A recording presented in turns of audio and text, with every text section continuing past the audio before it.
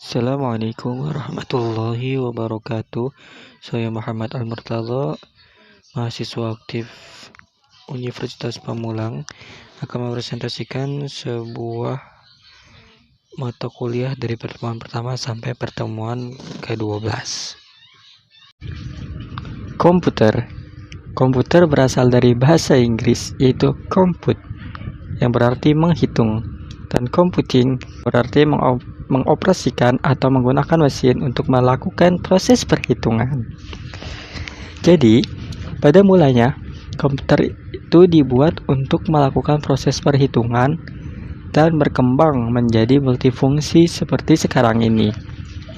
Pengertian komputer secara umum ialah yaitu seperangkat alat elektronika yang dapat menerima masukan atau bisa dibilang dengan input dan melakukan pengolahan data proses untuk menghasilkan keluaran atau output berupa informasi yang berguna dan bermanfaat.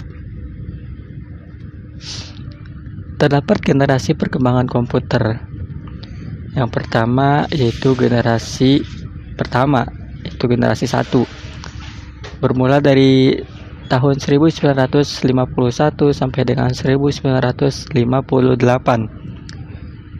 Yang kedua itu komputer generasi kedua yang diawali dengan pada tahun 1959 sampai 1963. Dan pada tahun 1964 keluar nih generasi ketiga dari perkembangan komputer ini. Berlanjut sampai dengan tahun 1979. Nah, dari generasi ini sampai seterusnya sampai generasi kelima pada tahun 1981 sampai sekarang. Generasi 1 keunggulannya apa? Dia menggunakan tabung hampa udara sebagai penguat sinyal. Inilah ciri khas dari komputer generasi pertama ini.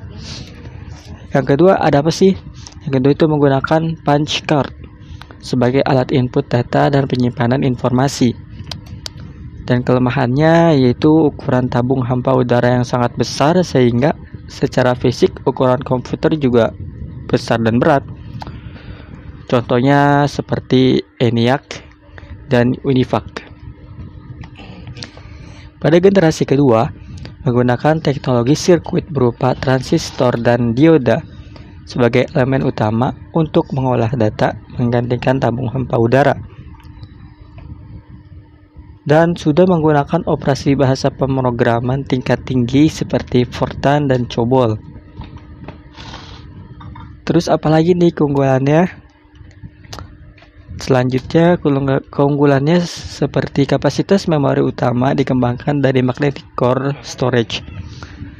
Ukurannya lebih kecil dari komputer generasi pertama. Proses operasi sudah lebih cepat, jutaan operasi per detik. Generasi ketiga menggunakan chip atau IC, Integrated Circuit, sebagai elemen utama pengolah data. Sebuah chip berisi banyak sekali komponen komputer yang dipadatkan. Ukuran komputer sudah lebih kecil, kecepatan semakin meningkat. Punch card tidak digunakan lagi, digantikan oleh magnetic tape dan disket. IBM S360 merupakan komputer pertama yang menggunakan IC atau Integrated Circuit yang diperkenalkan pada tahun 1964. Dan pada generasi keempat pada tahun 1979 sampai 1980 itu menggunakan mikroprosesor yang merupakan pemadatan dari ribuan IC ke dalam sebuah chip. Disebut dengan LSI, Large Scale Integration, yang digunakan untuk mengolah data menjadi informasi. Ukuran sudah lebih kecil, kemampuan dan kecepatan semakin meningkat. Mikroprosesor merupakan awal kelahiran sebuah personal komputer atau PC, di mana saat itu Intel Corp atau perusahaan Intel mengembangkan mikroprosesor pertama seri 4004. Contohnya seperti Apple, komputer yang dikembangkan oleh Steve Jobs. Pada generasi kelima Di tahun 1979 sampai 1980, pada generasi ini ditandai dengan munculnya LSI yang berkembang menjadi VLSI, Very Large Scale Integration, yang merupakan pemadatan ribuan mikroprosesor ke dalam sebuah mikroprosesor. Pada tahun ini, IBM memproduksi PC secara massal. Adapun CPU dapat kita ketahui secara ringkas dari kepanjangan CPU sendiri. CPU merupakan singkatan dari Central Processing Unit atau pengolah pusat. CPU adalah perangkat keras komputer yang berfungsi untuk menerima dan melaksanakan perintah dan data dari perangkat lunak. Adapun mikroprosesor adalah CPU yang diproduksi dalam sirkuit terpadu. Adapun komponen CPU, yang pertama itu control unit, adalah bagian dari prosesor yang mampu mengatur jalannya program. Komponen ini terdapat dalam semua CPU. CPU bertugas mengontrol komputer sehingga terjadi sinkronisasi kerja antar komponen menjalankan fungsi-fungsi operasinya. Yang kedua ada register. Register ini merupakan alat penyimpanan kecil yang mempunyai kecepatan akses cukup tinggi yang digunakan untuk menyimpan data atau instruksi yang sedang diproses. Memori ini bersifat sementara, biasanya digunakan untuk menyimpan data saat diolah ataupun data untuk pengolahan selanjutnya. Komponen CPU. Yang ketiga yaitu ALU, Arithmetic Logic Unit, merupakan bagian dari CPU yang bertugas untuk melakukan operasi aritmetika dan operasi logika berdasar instruksi yang ditentukan ALU. ALU sendiri ini sering disebut mesin bahasa karena bagian ini ALU terdiri dari dua bagian, yaitu unit aritmatika dan unit logika boolean yang masing-masing memiliki spesifikasi tugas tersendiri. Tugas utama dari ALU adalah melakukan semua perhitungan aritmatika atau matematika yang sesuai dengan instruksi program. ALU lakukan semua operasi aritmatika dengan dasar penjumlahan sehingga sirkuit elektronik yang digunakan disebut adder. Memori. Memori merupakan bagian dari komputer yang berfungsi sebagai tempat penyimpanan informasi yang harus diatur dan dijaga sebaik-baiknya. Memori biasanya disebut juga sebagai istilah komputer storage, komputer memori atau memori. Komputer yang digunakan sebagai media penyimpan data dan informasi saat menggunakan komputer. Terdapat dua bagian dalam memori, yaitu memori internal dan memori eksternal. Pada memori internal, jenis ini dapat diakses secara langsung oleh prosesor. Memori internal memiliki fungsi sebagai pengingat. Dalam hal ini, yang disimpan di dalam memori utama dapat berupa data atau program. Memori bisa terbagi dibedakan menjadi dua macam, yaitu ROM dan RAM. Selain itu, terdapat pula memori yang disebut cache memory, CMOS, GDRAM, SDRAM, dan JIMM. Pada memori eksternal, pada memori ini merupakan memori tambahan yang berfungsi untuk menyimpan data atau program. Contoh, seperti hard disk, floppy disk, dan lain-lain.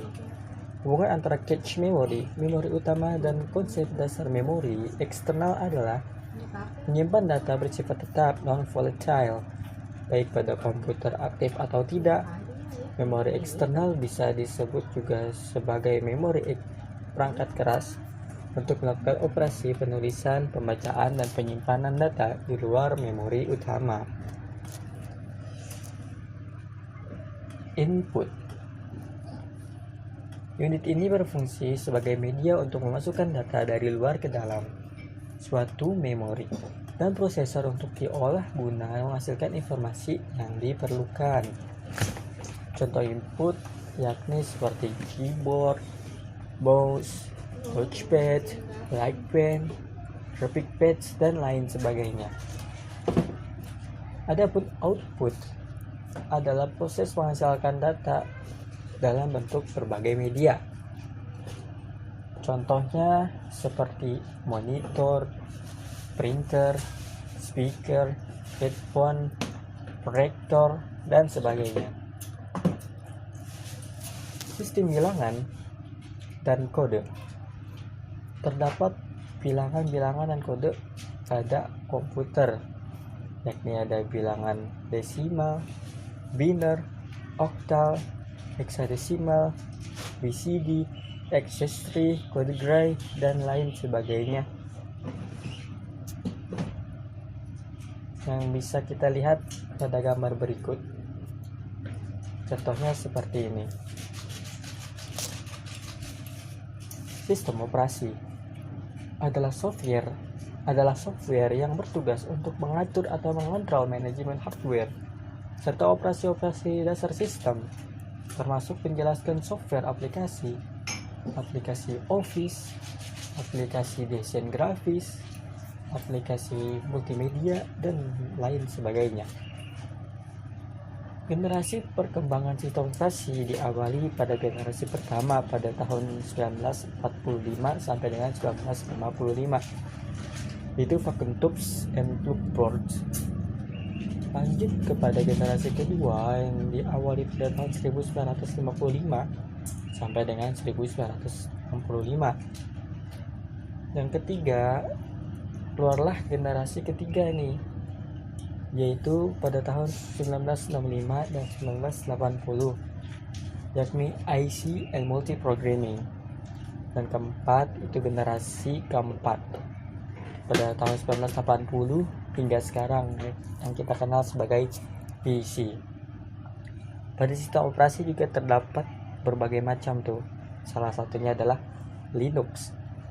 Linux adalah suatu sistem operasi yang bersifat multi-user dan multitasking yang dapat berjalan di berbagai platform, termasuk prosesor Intel 386 maupun yang lebih tinggi.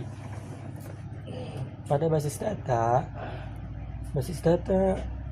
menyediakan fasilitas atau memudahkan dalam memproduksi informasi yang digunakan oleh pemakai untuk mendukung pengambilan keputusan. Hal inilah yang menjadikan alasan dari penggunaan teknologi basis data pada saat sekarang. Dunia bisnis. Komunikasi data adalah transmisi data elektronik melalui beberapa media. Media tersebut berupa kabel koaksial, fiberoptik, microwave, dan sebagainya. Konsep dasar keamanan komputer, security, sebagai sesuatu yang mengenai keamanan komputer, suatu sistem yang memiliki CPU, prosesor, memori, I/O atau input/output, device, dan lain-lain. Juga digabungkan sebagai security computer, segala sesuatu yang mengenai keamanan bagi sistem komputer. Terima kasih. Assalamualaikum warahmatullahi wabarakatuh.